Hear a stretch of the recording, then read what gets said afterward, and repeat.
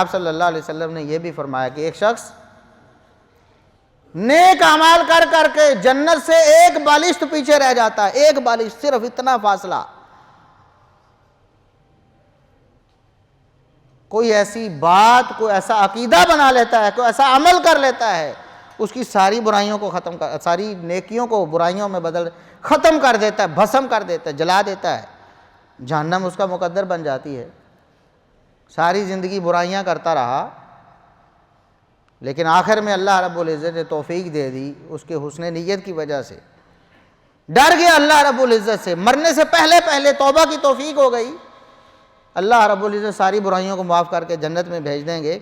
اس لیے کسی لمحے کا کوئی اعتبار نہیں۔ میں اور آپ آج ہی یہ وعدہ کریں اللہ رب العزت سے کہ جو گناہ ہم نے کر لیے ہیں، جو فراڈ کر لیے، جو جھوٹ بول لیے، جو غیبتیں کر لی ہیں، جو ہم نے رشوتیں لے دے لی ہیں، سب کچھ آج سے ہی ختم کرتے ہیں، اور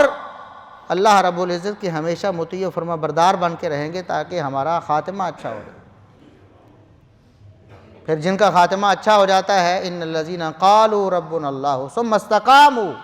تتنزل علیہم الملائکہ الا تخافوا ولا تحزنوا وابشروا بالجنۃ التی کنتم توعدون۔ موت کا وقت آتا ہے تو اللہ کے فرشتے اس کا اکرام کرتے ہیں، اس کو عزت دیتے ہیں، اس کو تسلی اور حوصلہ دیتے ہیں۔ ہم اللہ کے فرشتے ہیں، نحن اولیاؤکم فی الحیات الدنیا وفی الآخرہ، دنیا میں بھی آپ کے ساتھ، آخرت میں بھی آپ کے ساتھ ہوں گے۔ کوئی غم اور پریشانی نہیں ہونی چاہیے آپ کو، اللہ نے آپ کے لیے بڑی نعمتیں تیار کر دی ہیں، یہ اس کو دنیا میں ہی موت کے وقت ہی ساری بشارتیں سنا دی جاتی ہیں۔ اور پھر اللہ رب العزت بھی اعلان فرماتا ہے، یا ایتھا النفس المطمئنہ ارجعی الی ربک راضیۃ مرضیہ فادخلی فی عبادی وادخلی جنتی، کہ اے جان تو اللہ رب العزت کی طرف مطمئن ہو کر، راضی ہو کر آ۔ لوگ تو رو رہے ہیں نا پچھلے، لیکن تم راضی اور مطمئن ہو جاؤ گے کیونکہ اللہ رب العزت نے تمہیں اپنے بندوں میں داخل کر کے جنتی بنا دیا۔ یہ حسن خاتمہ ہے،